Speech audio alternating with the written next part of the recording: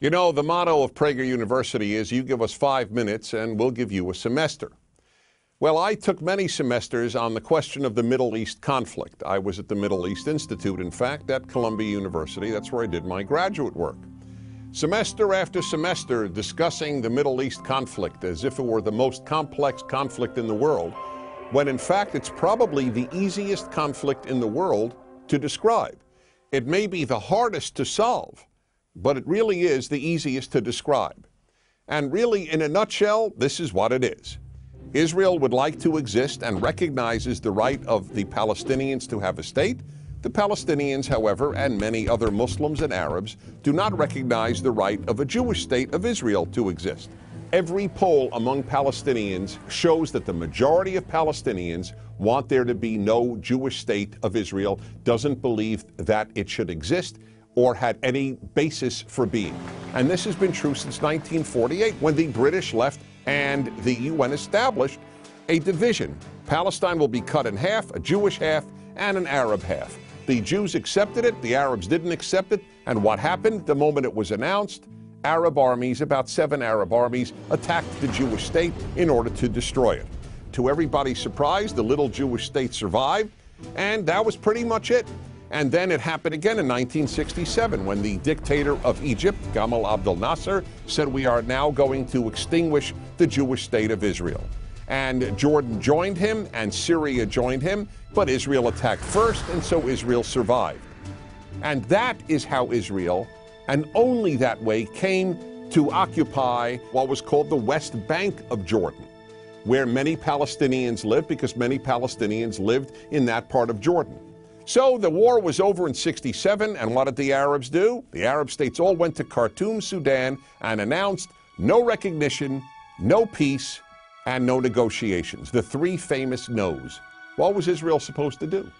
Then Israel made an agreement to give the entire Sinai Peninsula, an area of land bigger than Israel, with oil, back to Egypt, because they said they would make peace with Israel. Israel gives territory back for peace, and it will always do that. But is there really a desire for peace on the part of Israel's enemies, which broadcast after broadcast on TV and radio in the Palestinian areas is about how Jews should be killed and how Allah wants Jews to be killed? That's the typical broadcast on Palestinian television. And so it's not hard to explain the Middle East dispute. One side wants the other dead. You know what the motto of Hamas is? The motto of Hamas is, we love death as much as the Jews love life. Now you tell me, how is Israel supposed to make peace when people believe what Hamas believes? Now here is one of the most important things nobody talks about. Everybody talks about a Palestinian state. Why didn't anybody talk about a Palestinian state while the Palestinians lived under Jordanian rule?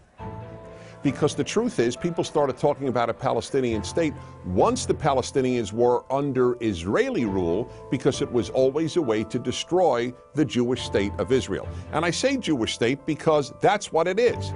There are many, many Arab states, but there's only one Jewish state. It is about the size of New Jersey. In fact, Israel is the size of El Salvador. El Salvador.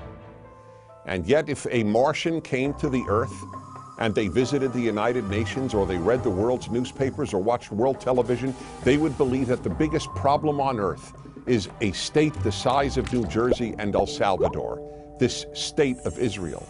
This preoccupation with a little democratic, humane state is absolutely irrational.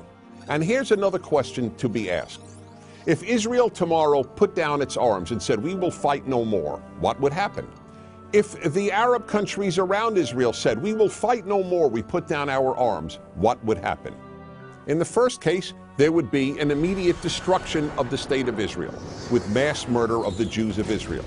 In the second scenario I presented, where the Arabs put down their arms and said, we just want peace, there would be peace the next Wednesday. The fact is, as I said at the outset, it is a very simple problem to describe. One side wants the other dead. And if they didn't, there would be peace. And yet, please remember this. There has never been, never in the history of the world, a state in that area in what is called geographically Palestine that was not Jewish.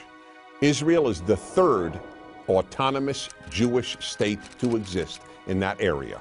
There was never an autonomous Arab state. There was never an autonomous Muslim state. There was never an autonomous any other state. That's the issue. Why can't a little state the size of El Salvador that calls itself Israel be allowed to exist? That, in a nutshell, is the Middle East problem. I'm Dennis Prager.